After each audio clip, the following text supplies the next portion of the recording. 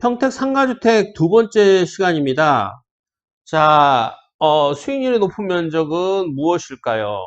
화면을 한번 보시죠. 수익률이 높은 면적에서 제일 중요한 것은, 제가 한번 표시를 해볼게요. 동일한 면적의 대지도 개방면의 개수에 따라 수많은 대안이 만들어집니다. 이게 이제 개방면이라는 게 뭐냐면, 대지가 이렇게 있잖아요. 그러면 옆에 대지가 있어요. 그 다음에 이쪽도 대지가 있고, 근데 여기가 도로예요. 그러면 이 대지는 앞쪽은 뚫려 있지만 이쪽은 막힌 거예요. 그렇죠? 어떤 개방면에 의해서 대안들이 여러 개 만들어진다는 거죠. 예를 들어서 이런 경우는 건물을 이렇게 놓을 거냐, 아니면 뒤로 놓을 거냐. 이렇게 대안들이 만들어진다는 뜻이에요. 그래서 여기 대안들이 만들어질 때마다 여러분들이 고민해야 되는 것들은 참고로, 자, 보시면, 제일 먼저 해야 되는 건 최소 면적이에요. 68평 이상이면 보통 투룸이 가능합니다. 어, 보통 기준층에 두 가구 모두 3룸으로 하려면 최소 79평 있어야 돼요. 기준층이라는 게 뭐냐면 건물을 지었어요. 그러면 요게 이제 1층이고 그 위에 이제 2층이 들어서겠죠. 그럼 요게 이제 기준층이에요. 요게 2층이 기준층인데 여기에 투룸이 들어갈 수 있느냐? 아니면 쓰리룸이 들어갈 수 있느냐. 자, 투룸이 들어가는 건 면적이 얼마가 필요하다? 68평 정도면 된다. 쓰리룸이 들어가려면 면적이 얼마 필요하다? 79평이면 된다. 그럼 우리가 보통 많이 쓰는 투룸 플러스 쓰리룸 이렇게 들어가는 것들은 보통 한 72평이면 됩니다. 알고 계시면 되겠고요.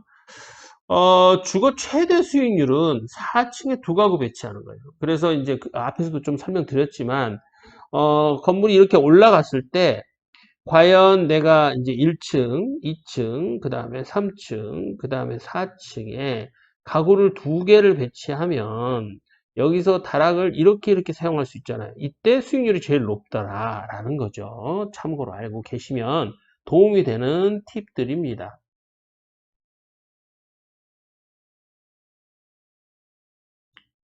자, 주거 최대 수익률은 4층에 두 가구 배치 시 가능한 토지가 최대 수익률이라고 앞에서 말씀드렸어요. 그러면 평택 고덕 상가주택 용지 중에 저희가 분석한 자료인데요. 자, 일단은 공급가하고 평당가가 나왔어요. 물론 이제 낙찰가는 차이가 있죠. 지금 뭐 낙찰가는 위치에 따라서 많이 차이가 났어요. 자, 이때, 일단은 기준축 면적이 나와요. 그러면 우리가 이제 대지 면적이 70평이라고 봤을 때, 건폐율 60%잖아요. 그러면 전용과 공용을 합한 기준축 면적은 약 한 42평이 나오는데, 여기서 지금 전용 면적이란 건 뭐냐?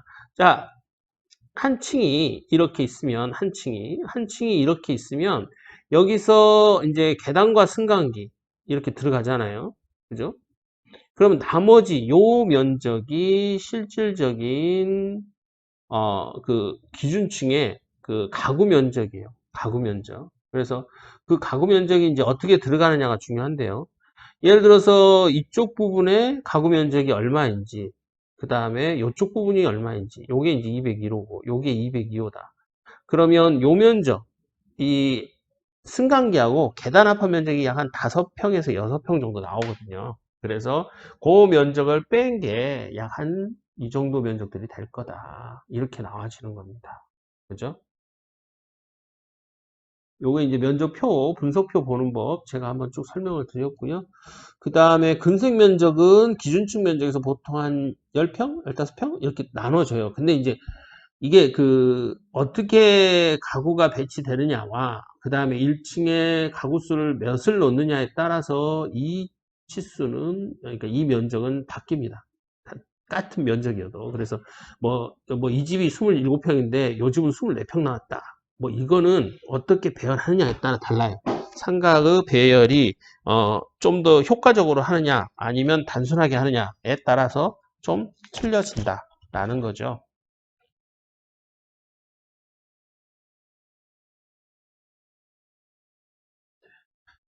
자, FD28에서 FD43인데요. 지금 보시면 3-1만 한번 참고로 할까요? 3-1 한번 참고로 보겠습니다. 3-1 여러분 우리 지금 FD28에 3의 1, 2, 3을 보고 우리 한번 검토를 한번 해보죠. 요게 몇 평이냐 하면 지금 75평이에요. 75.5죠. 그 다음에 이게 몇 평이냐 하면 78평이에요. 78.9죠. 요것도 78.9. 그러면 요거가 이제 3의 1, 2, 3이 기준축 면적이 요게 45.3평이 나온다는 뜻이에요. 요건 47.3평이 나오고 요건 47.3평이 나와요. 그럼 1층 면적이 어떻게 나오냐면 이거는 30.3, 요거는 32.3, 요거는 32.3. 근데 실제로 계획을 하면 여기가 더 많이 나와요. 그리고 여기가 좀 더 적게 나와요. 왜 그러냐면 여기는 지금 이격거리가 세 군데잖아요. 그러다 보니까 더 적게 나오고 이 땅이 이제 면적에 대한 것들, 그러니까 2번이 면적에 대한 건 확보가 수월한데 실제로 제일 많이 나오는 건 요게 이제 1의 3이 실제 면적은 좀 많이 나올 거다. 이걸 좀 감안하시면서 계획을 하시면 되겠습니다.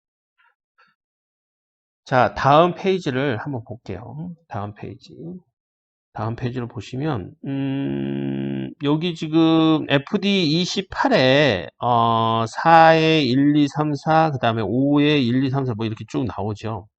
그러면 또 한번 6번을 한번 볼까요? 5번을 보면 좋겠네요. 5에 7하고 8들 볼 수 있죠. 그러니까 5에 7하고 8, 그 다음에 5에 6번, 그 다음에 5에 5번, 5에 4번. 이게 면적들이 다 똑같아요. 여기는 지금 다 몇 평이냐 하면 이쪽은 다 71.7평이에요. 그런데 일조권이 걸리는 땅이 있고 안 걸리는 땅도 있죠. 그러면 이격거리가 많이 생겨서 뒤로 후퇴가 많이 되는 땅은 여기 부분이에요. 이쪽 부분이 후퇴가 많이 되고요. 그 다음에 후퇴가 좀 덜한 것이 이제 여기하고 여기가 후퇴가 덜 된다. 즉 일층 면적의 확보는 더 유리한데 실질적인 이용도에서는 더 유리하지만 그 다음에 상가의 접근성, 그 다음에 주거의 활리성 이런 거에 대해서 좀 전문적으로 검토를 해야 된다. 특히 이제 이 땅과 요 땅 같은 경우는 좀 특화 설계가 좀 필요하다. 특별하게 좀 계획적으로 설계를 해야 되는 부분이 있다. 그래서 이런 것들을 좀 각 땅의 위치별로 면적이 같더라도 접도에 따라서 좀 달라진다는 거 우리가 한번 검토할 수 있습니다.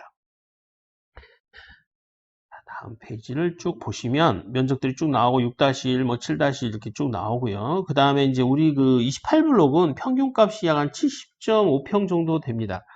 평균값이 70.5평이어서 여기 이렇게 나오고요. 그 다음에 이제 기본적으로 42평 정도 확보되고 근생 면적은 27평에서 이제 뭐 27평도 될 거고 24평도 될 거고 25평도 될 거고 뭐 경우에 따라서 30평도 되겠죠. 그거는 이제 주차 방식에 따라서 조금 차이 난다. 한두 평은 조금 차이 날 거다라는 겁니다. 자, FD 43번을 한번 보겠습니다. FD 43번에서 우리가 이제 FD 43에서 좀 주의 깊게 봐야 되는 토지 중에 뭐 3의 1이라든가 3의 2, 3의 3 이런 게 있어요. 그쪽은 면적들이 좀 넓죠. 여기는 이제 한 88평 정도 됩니다. 88평 정도. 그래서 평수를 FD 43 보시면요. 3의 2하고 3의 4 한번 보죠. 3의 1 면적이 81평이에요. 그 다음에 3의 4의 면적이 81평. 근데 가운데 있는 것들은 요건 83평이에요. 그럼 여기서 1층 상가 면적이 제일 적게 나오는 것들은 요것과 이것이 아무래도 1층 상가 면적이 좀 적어요. 왜냐하면 도로에서 이격거리들이 있거든요. 그래서 1층 상가 면적은 작은데 문제는 접도 면적이죠. 즉 상가의 접도 면적이라는 게 도로에 접한 상가의 면적인데 아무래도 여기는 이렇게 이면이 접하니까 당연히 커질 거고요. 3의 2와 3은 좀 줄어들 거다 이겁니다. 물론 면적상 봤을 때 기준축 면적의 차이가 좀 있고 그 다음에 근생 면적에서 약 한 평 정도 차이가 나지만 특히 이런 부분들은 특화 설계를 좀 해서 정확하게 계획을 하면 훨씬 더 원활한 건물을 지을 수 있다라는 설명을 해 드리는 겁니다. 여기 지금 FD 28하고 43에서, 근방에 있는 시세 조사를 한번 해봤어요, 저희가. 근방 시세 조사를 한번 해봤는데, 시세 조사를 해봤더니, 여기 지금 주변에 상가주택 시세를 조사했더니, FD 43은 토지 면적이, 평균 면적이 78.5예요. 평당 한 900 정도? 뭐, 낙찰률은 훨씬 더 높죠. 그런데, 조사 결과 주변 시세보다 저렴합니다. 공급가가 저렴하다는 뜻이죠. 이제 기본적으로 주거 전용도 8, 900 정도 해요, 시세가. 그럼 매매되는 경우도 25에서 30억 정도로 매매가 되고 있어요. 그러면 우리는 아무리 못해도 요거 이상은 써야 되는 거고요. 이 시세 이상에서 썼을 때 완료된 상가주택의 경우 25억, 30억이면 예를 들어서 건물값 10억을 빼버리면 약 한 토지 때는 15억에서 약 20억 정도로 보고 있다. 잘 되는 곳은 20억, 못 되는 것은 15억.